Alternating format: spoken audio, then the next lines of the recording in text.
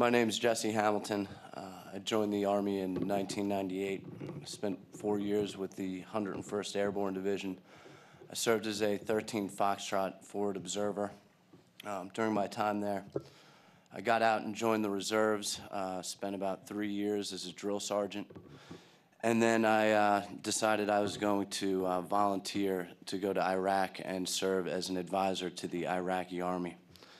At the time I volunteered, I was completely against the war. I thought that it was unjust, but I thought that in order to help expedite our exodus from that nation, that I really needed to do everything I could and serve in any capacity I could over there to help that cause.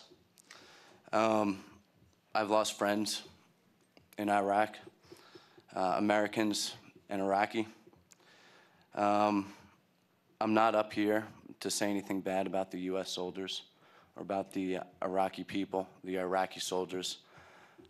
I also want to say that my testimony is just based on the things that I saw in one battalion in Fallujah in the Al-Anbar province of Iraq from 2005 to 2006.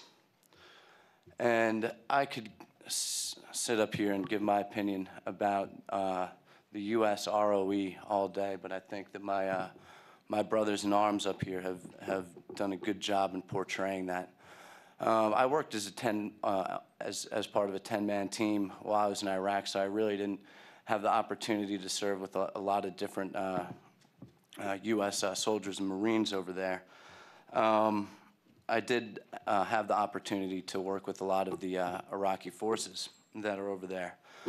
And if you want my opinion as to whether or not rules of engagement actually exist within the Iraqi Army, the answer is no. From what I saw, the Iraqis show little or no restraint in discharging their weapons.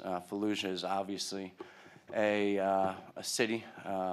It was populated with civilians at the time, and the fact that the Iraqis showed little or no restraint, add the civilians into that, it created a dangerous mix. We had some phrases. I'm sure that there are a lot of soldiers and Marines out there who were in the cities who worked with the Iraqi Army would recognize these phrases.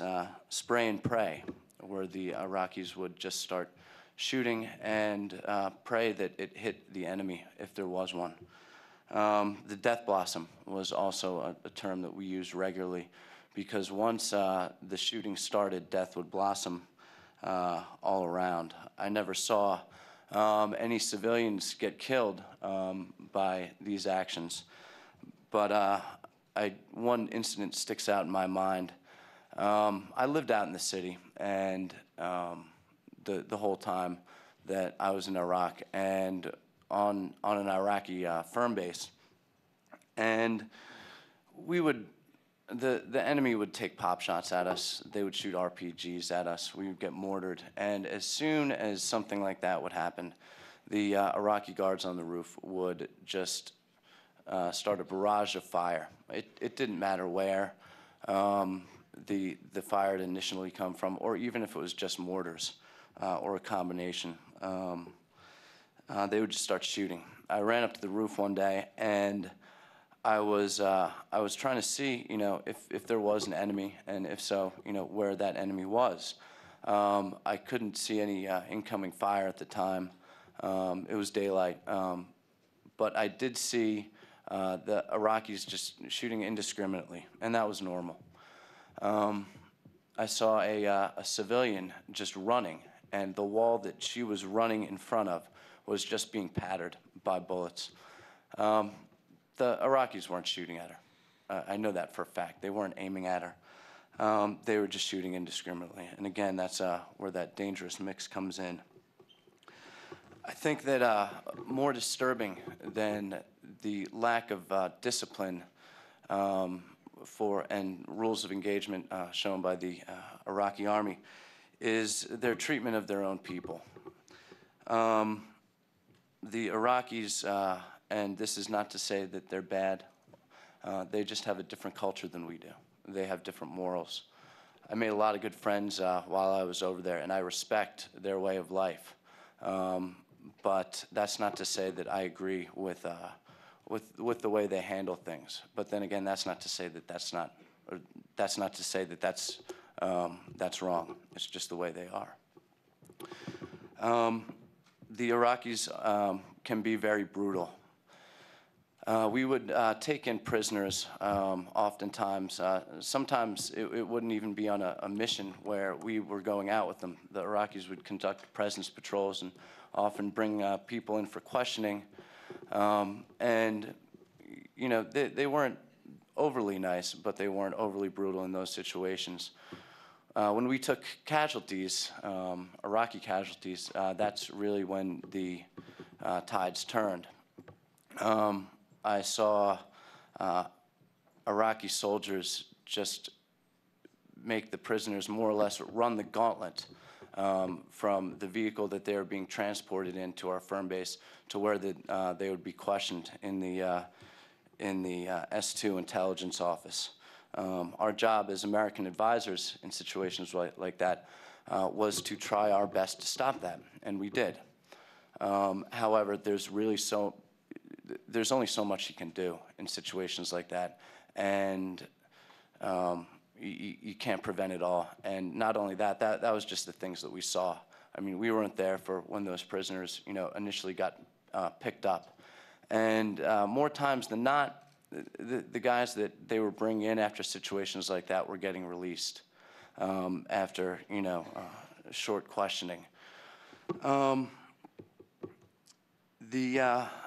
I stated before that the U.S. policy, the guidelines that we operated by, was to try and stop, to the best of our ability, the Iraqis from, you know, negligently discharging their weapons, mishandling, you know, prisoners, you know, beating the prisoners.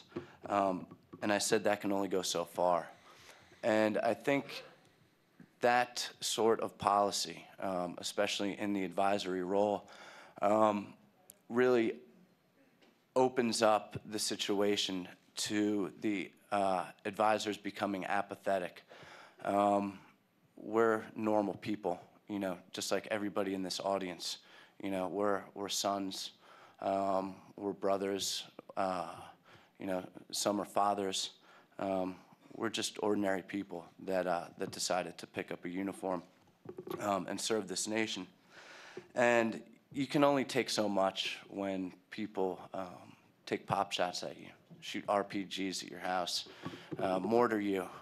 It begins to wear down on your mind. And I think that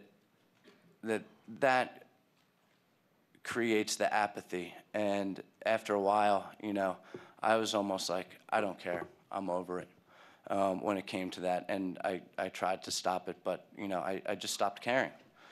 It was their people, and, you know, that's what they were going to do. The Iraqi army did make improvements while we were there. I saw these improvements. However, one thing remains static, and that is the way that they treated their people. And I think that the way they treat their own is a function of their culture. And our culture as Americans, you know, we've been here doing our thing for about 300 years. The Iraqis have been doing their thing for thousands, and I think it is very pretentious of us as Americans to think that we can go in there and spoon-feed them democracy and have them appreciate that democracy. I think it's even more pretentious to try to go in there and to try and change their culture and the way they handle situations. I think that it is a lost cause in Iraq. I think that regardless of when we leave, whether it is tomorrow or in 100 years, I think that the Iraqis, as soon as we leave that country, are going to handle things the way that they're going to handle them. And the way they handle things, that's just the way things are going to pan out. It's their culture, it's their country. we're, allegedly giving them democracy, so let's give it to them. And let's let them do what they want with their country and their lives. And I just think at this point, given my experience working, living, speaking in Arabic with my Iraqi counterparts, getting to know them and getting to care about them, and just my history, my friends who are in the military, the U.S. military, that is. I just don't think that it's worth it for to continue losing American lives, to continue, what we now see in hindsight as a pretty big mistake. And I just don't think it's worth it. That's all I have to say. Thank you very much for listening.